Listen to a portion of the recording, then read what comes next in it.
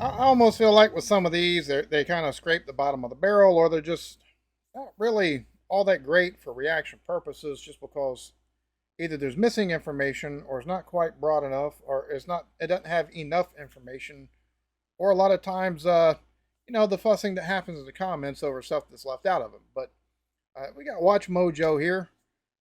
We got top 10 WTF UK tourist attractions. Plan on making a trip over. Be cool to see some interesting stuff. Let's take a look, shall we? We might be small, but we've got a lot to offer. Welcome to Watch Mojo UK, and today we're counting down the top 10 strangest UK tourist attractions. For this list, we're ranking the most weird and wonderful tourist attractions across the UK. Have your bucket list ready, because you'll be wanting to add to it afterwards. Number 10. Stonehenge. As arguably one of the UK's most famous and recognisable attractions, this gravity-defying structure has been a monumental mystery for a very long time. You start off with one of the least WTF attractions. It's a historical place. There's nothing WTF or about this. Like, I've just bad. Watch Mojo bad. No. That's not a weird one. Oh, sorry. Hell. With each stone weighing 25 tons, there seems no logical way to stand them on end or pile them on top of each other without the aid of modern machinery. But someone, somehow, between 2000 and 3000 BC, figured out how to do it. And the original monument was actually much larger than it is now. What we see today is just what's left of it. It's a truly baffling place. Number 9. Puzzlewood. Part of the Forest of Dean, Puzzlewood looks like something straight out of a fantasy film. In fact, it really is, thought to be one of J.R.R. Tolkien's main inspirations for Middle-earth. With its tall trees, sprawling branches and moss-covered rocks, it's hard to believe Puzzlewood is real at all, let alone a completely naturally occurring space. In the past, it has even been home to some hidden treasure, with a hoard of Roman coins found stored in jars in a rock. The whole place is mysterious, magical, and, at times, appropriately puzzling. Number 8. That looks more cool than anything. It's a natural thing. It's okay. I'll give that one a pass. But not by much. You'll find this colourful little village in North Wales. Designed with Mediterranean trends in mind, it looks like it's been lifted straight out of an exotic island, but dropped just a stone's throw from Snowdonia. Portmerion's one-of-a-kind look also means that this place has been used as a TV and film backdrop several times over, most notably in the 60s show The Prisoner. Given that the village boasts a castle that currently doubles up as a hotel too, it's a popular destination, so it pays to book ahead. Number 7. Okay, that actually looks like it'd be a pretty cool place to visit, just because, with the Mediterranean architecture and stuff like that. I actually wouldn't mind visiting that. I don't know if I'd consider WTF, but it is kind of weird to have something, a whole place like it's been lifted from somewhere and put somewhere else. Public toilet bars. An unusually common trend across London, more and more bar owners are choosing to build their boozers inside disused public toilets. It all sounds a little bit disgusting at first, but the punters aren't complaining, and these drinking holes offer a pleasant surprise. They're small, cozy, and pretty luxurious despite their location. As for the beginnings of this peculiar trend, no one's quite sure. But the setup strangely works. These places are unique, they're making use of otherwise abandoned space, and there's beer and wine for everyone. Number 6. Okay, that's definitely weird. What?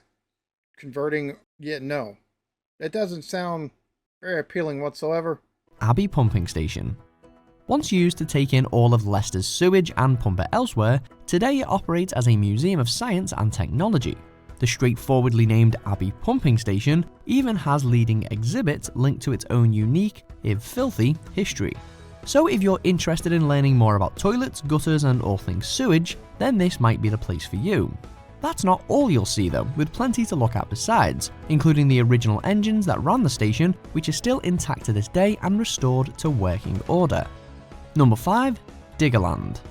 The UK is home to some amazing but pretty absurd theme parks. Not many beat this for weirdness though, with 4 locations across the... That's... No, I'm sorry. Look. growing up, boys take and play with Tonka trucks. You got the construction equipment and stuff like that that you can take and get from Tonka as well. It's just a grown-up theme, a grown-up Tonka place is all it is. I love the fact that it's got an excavator there. That's a place I would love to visit. Country, isn't it time you paid a visit to Diggerland? And yes, it is exactly what it sounds like. A glorious land of diggers with themed rides, working diggers that you can actually control, and plenty of other JCB themed activities. According to its patrons, there aren't many things more satisfying than scooping up rubble from one place and dumping it somewhere else. Number 4. Key House. This tiny home in Wales is a real-life record holder as the smallest house in Great Britain. With a grand total of 6 foot by 10 foot in floor space, it's almost impossible to actually live in, but it's a favourite stop-off for anyone passing through. Spare a thought for the last tenant though, who lived there in the year 1900 but was 6 foot 3 inches tall. The house has since been unlived in for more than a century, standing as a tourist attraction only. Cheap to enter, quick to look around, and adorably small. What not to love? Okay, that's actually that's pretty interesting curiosity, to be honest with you. World's smallest house. Number 3. Mazeau. On approach, this Scottish attraction doesn't look like much, seeming quite a standard hill, but it's what's hidden underground that makes Mazeau interesting. Beneath the surface, it's a Neolithic place of rest dating back more than 5,000 years. A series of complex passages, chambers, and quite baffling architecture. Like Stonehenge, the strangeness here lies in how it was even built in the first place, all those years ago. And it isn't even the only tomb of its kind. There are several like it across the Orkney archipelago, although Mazeau is the biggest and most impressive. Number 2. Fingle Cave. Another naturally formed attraction, and another that defies all expectation.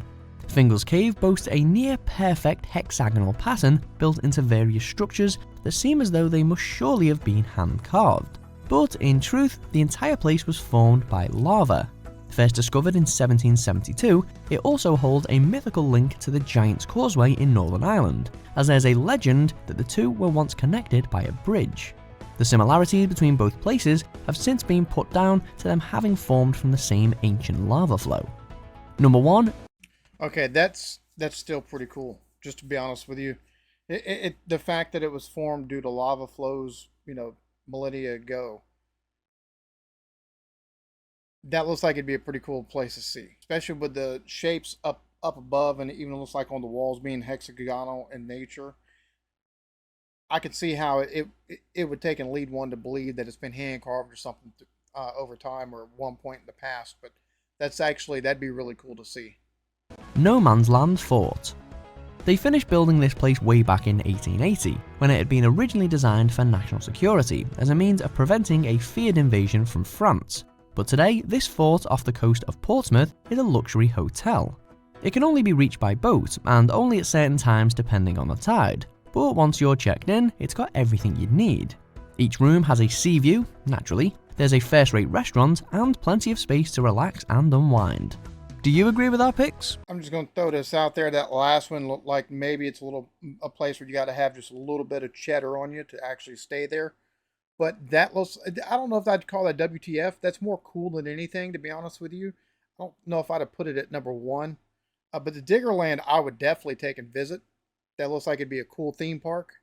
Having work construction, having a place like that is actually, like, it'd be cool if you could have it set up to where you got not only the excavators, but also have like the off-road trucks that you could take and load, and somebody, take it and dump it, and you just kind of look at different construction equipment outside of just like excavators and stuff like that. But I noticed they had like the lulls, or the really big forklifts, basically jail.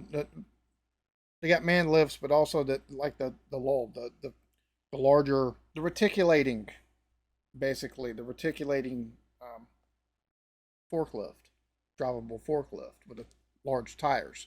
Because normally you got forks on it up front, or you can have a bucket, but more often than not, you see the forks on it. So yeah, that'd be an interesting place to go. Some of the rest of them also look pretty cool. The cave, especially. I hope y'all enjoyed this. Y'all be good to each other. Love yourselves. Peace.